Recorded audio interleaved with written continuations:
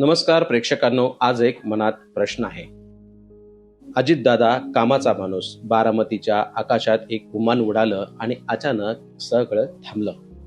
स्फोट, धूर आणि शांतता. हे फक्त अपघात आहे की महाराष्ट्रावरचा मोठा हल्ला?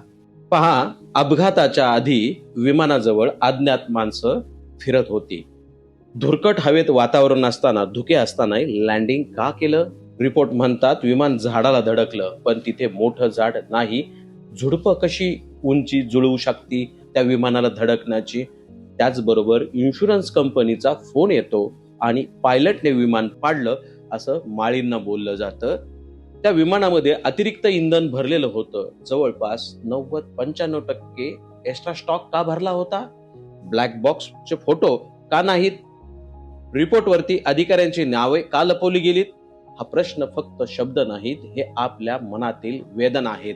अजितदादा फक्त नेते नव्हते, ते महाराष्ट्राचे उपमुख्यमंत्री होते. झपाट्याने काम करणारा, कामाचा माणूस म्हणून त्यांची ओळख होती. रोहित पवार म्हणतात सत्य बाहेर काढूच.